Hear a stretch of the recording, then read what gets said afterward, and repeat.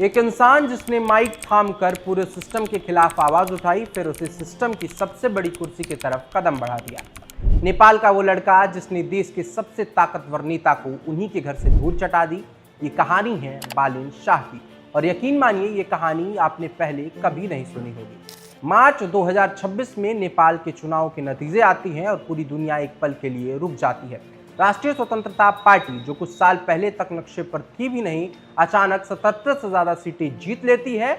और इस पार्टी का चेहरा कोई पुराना नेता नहीं होता है, कोई राजनीतिक घराने का वारिस नहीं होता है। ये एक सिविल इंजीनियर है, एक रैपर है, एक मेयर है। नाम है बालेन शाह उर्फ बालेन। सवाल यह है कि आखिर एक रैपर प्राइम मिनिस्टर कैसे बन सकता है, और क्या नेपाल की पूरी युवा पीढ़ी ने दशकों पुरानी पार्टियों को एक झटके में रिजेक्ट कर दिया है? आइए जानते हैं इस पूरी कहानी। नमस्कार, मेरा नाम अनुभव है और आप देख रहे हैं विंध्य फर्स्ट। काठमांडू का एक साधारण मिडिल क्लास परिवार, पिता सरकारी आयुर्वेद डॉक्टर थे।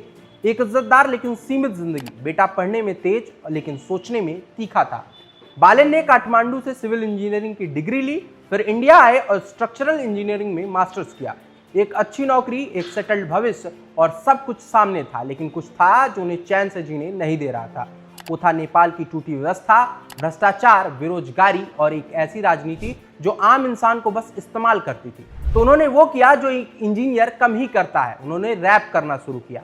बालेंदम में उन्होंने राजनीतिक शोषण पर चोट की, तथ्य में उन्होंने मीडिया और सरकार के झूठ को बेनकाब किया, सड़क बालक में उन्होंने सड़क के गरीब बच्चों का दर्द दिखाया, और नेपाल हसेको में उन्होंने बेहतर नेपाल का सपना देखा। ये गाने यूट्यूब पर वायरल हुए और लाखों नौजवानों ने उन्हें अपनी आवाज माना और एक नया हीरो उभरने लगा। अब आता है 2022। नेपाल के लोकल इलेक्शंस का माहौल गर्म था। काठमांडू मेयर की सीट के लिए दो दिग्गज पार्टियां, नेपाली कांग्रेस और CPN UMLA ने अपने भारी भरकम उम्मीदवार उतार दिए।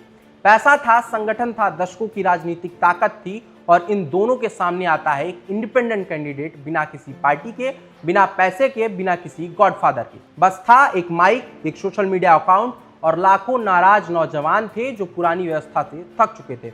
नतीजा जब आया तो पूरा नेपाल हिल गया। बालेन शाह को 61,767 वोट मिले और बाकी दोनों पार्टियां पीछे छूट गईं। एक रैपर ने देश की राजधानी जीत ली थी। दुनिया हैरान थी, नेपाल की पुरानी राजनीति सदमे में थी, लेकिन असली इतिहास अब बन रहा था। मेयर बनते ही बालेन ने वो काम शुरू किया जो दशकों से नहीं हुआ था। फुटपाथ पर अतिक्रमण था तो उन्होंने वो तुड़वाए, गैरकानूनी हेल्थ फैसिलिटीज थी तो बंद करवाई, और ऑनलाइन बिल्डिंग परमिट से लेकर 24 घंटे चलने वाली ग्रीन एम्बुलेंस तक एक के बाद एक जमीनी बदलाव लाए। काठमांडू में 32 वार्डों में डॉक्टर और नर्सें तैनात हुई, हेरिटेज साइट्स बचाए गए, और सबसे बड़ी बात, सिटी काउंसिल की मीटिंग पहली बार लाइव ब्रॉडकास्ट होने लगी। कोई छुपाव नहीं, कोई पर्दा नहीं। फिर आता है 2025 और नेपाल ने जनजी प्रोटेस्ट फट पड़ा था। भ्रष्टाचार के खिलाफ, बेरोजगारी के खिलाफ, एक ऐसी व्यवस्था के खिलाफ जो युवाओं को भविष्य नहीं दे रही थी। सरकार ने सोशल मीडिया बैन कर दिया था। 19 से ज्यादा लोग मारे गए थे और पूरा नेपाल सड़कों पर उतर आया था। उसी पूरे तूफान के में एक ही चेहरा था जिस पर युवाओं ने भरोसा किया, वो था बालेन शाह का। जनवरी 2026 में उन्होंने मेयर पद से इस्तीफा दिया, राष्ट्रीय स्वतंत्रता पार्टी ज्वाइन की और जापा 5 से चुनाव लड़ने का ऐलान कर दिया, यानी सीधे KP शर्मा ओली के गढ़ से।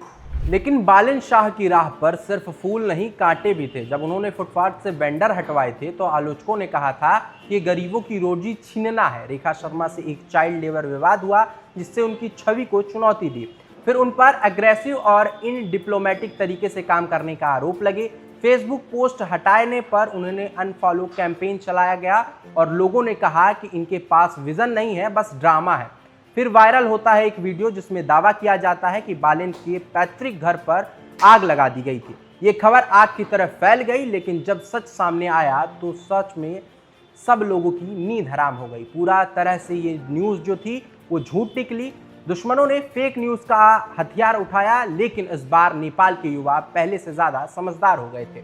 बालेन का असर सिर्फ उनकी जीत तक सीमित नहीं था, उन्होंने पूरे नेपाल पर एक बालेन इफेक्ट पैदा कर दिया। देश भर के युवा कैंडिडेट मैदान पर उतरे, इंडिपेंडेंट, बिना पार्टी के, बिना किसी बोझ के, सीधे जनता से जुड़कर। नेपाली कांग्रेस और CPN UMLA ने दोनों की जमीनी शक्ति नजर आई। काठमांडू वैली और मधेश में RSP का झंडा लहराया और झापा 5 का वो ऐतिहासिक मुकाबला बालेन शाह को 68,348 वोट मिले, जबकि केपी शर्मा ओली को सिर्फ 18,734 तक ही सिमट कर रह गए। एक दशकों पुराना दिग्गज उन्हीं के घर में एक रैपर के हाथों हार गया। नेपाल की राजनीति में एक नया अध्याय लिखा जा रहा था। आज बालेन शाह नेपाल के संभावित प्राइम मिनिस्टर हैं। एक रैपर जिसने सड़क से संसद तक का सफर तय किया है, एक इंजीनियर जिसने सिस्टम को रिपेयर करने की कोशिश की है, एक युवा नेता जिस पर पूरी पीढ़ी ने अपना भरोसा लगाया है। लेकिन सवाल अभी भी वही है, क्या एक आउटसाइडर जब इनसाइडर बन जाता है तो क्या वो बदल जाता है? केजरीवाल भी यही कहते थे। जेलेंस्की भी आउटसाइडर थे, कुछ ने उम्मीद पूरी की तो वहीं कुछ ने तोड़ दी। बालेन शाह के सामने अब सिर्फ एक शहर नहीं, पूरा देश है और पूरी पीढ़ी की उम्मीद है। आप अपनी राय कमेंट में जरूर बताइए। क्या आपको लगता है कि एक रैपर, एक कलाकार या एक आम इंसान सच में देश बदल सकता है, या सत्ता आते ही हर इंसान बदल जाता है? अगर आपको यह कहानी पसंद आई हो तो वीडियो को लाइक करें, चैनल को सब्सक्राइब करें और ऐसी ही अनकही राजनीतिक कहानियों के लिए जुड़े रहें विंध्य फर्स्ट के साथ। धन्यवाद।